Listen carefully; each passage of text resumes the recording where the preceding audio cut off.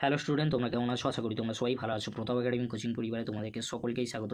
যে সমস্ত স্টুডেন্টরা তোমরা ক্যালকাটা ইউনিভার্সিটির আন্ডারে অল অ্যাফিলিয়েটেড কলেজগুলির মধ্যে first semester under CCF student রয়েছো, তোমাদের জন্য আজকের আমি নিয়ে চলে এলাম পলিটিক্যাল সায়েন্স অনার্সে DSCC 1 অর্থাৎ CC1 পেপারে 20 মার্কস, 10 মার্কস ও 5 মার্কসের গুরুত্বপূর্ণ কোশ্চেনগুলি। প্রথমেই আমরা দেখে নেব 20 মার্কস ও 10 মার্কসের গুরুত্বপূর্ণ কোশ্চেনগুলি। তোমরা স্ক্রিনে দেখে নাও। ফার্স্ট কোশ্চেন, ক্ষমতা ও কর্তৃত্বের মধ্যে সম্পর্ক আলোচনা করো।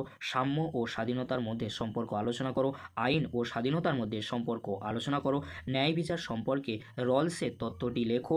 গণতন্ত্র সম্পর্কে ডেভিড হেল্ডের শ্রেণীবিভাগ লেখো। এই যে 5টি কোশ্চেন বললাম, 5টি কোশ্চেন তোমরা যদি ভালো করে রেডি করে যাও, অবশ্যই তোমরা এখান থেকে 10 কিংবা 20-র জন্য কমন পেয়ে যাবে।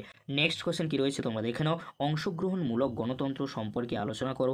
রাষ্ট্রের বিরুদ্ধে প্রতিরোধের অধিকার সম্পর্কে আলোচনা করো। স্বাধীনতা সম্পর্কে জন স্টুয়ার্ট মিলের ধারণা কী ছিল তা আলোচনা করো। তুমি কি মনে করো আধুনিক রাষ্ট্রের সার্বভৌম অস্তিত্ব বর্তমানে কোনো এক চ্যালেঞ্জের মুখোমুখি হয়েছে? তোমার উত্তরের সপক্ষে যুক্তি দাও। যে কোশ্চেনগুলি আমি খুবই গুরুত্বপূর্ণ বলেছি, কোশ্চেনগুলি তোমরা শেষ মুহূর্তে দেখে যাও, অবশ্যই তোমরা এরই মধ্যে থেকে সমস্ত কোশ্চেন কমন পেয়ে যাবে 10 অথবা 20-র জন্য। নেক্সট তোমরা দেখে নাও 10 অথবা 20-র জন্য এক্সট্রা কোশ্চেন হিসেবে তোমরা এই কোশ্চেনগুলি শেষ মুহূর্তে দেখে যেতে পারো। কোশ্চেনগুলি তোমরা দেখে নাও। ফার্স্ট কোশ্চেন, জাতি ও রাষ্ট্র বলতে কী বোঝো? এদের মধ্যে পার্থক্য লেখো।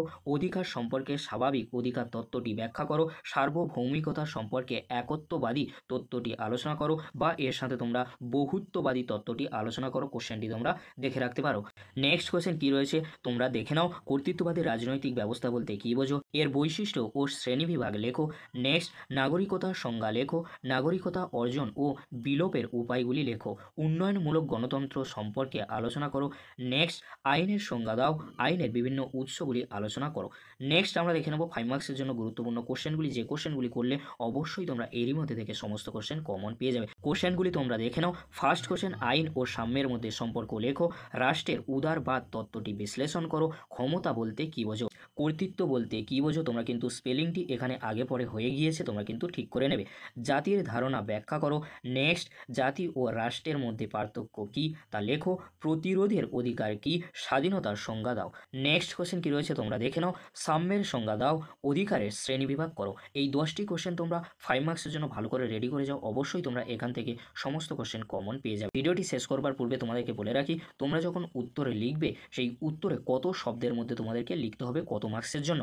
5 নম্বর প্রশ্নের জন্য তোমরা 100 শব্দে লিখবে, আর 10 নম্বরের প্রশ্ন যখন দেওয়া হবে সেখানে তোমরা 150 শব্দের উত্তর করবে, আর 20 নম্বরের প্রশ্ন থাকলে তোমরা 500 শব্দে কিন্তু উত্তরে লিখবে।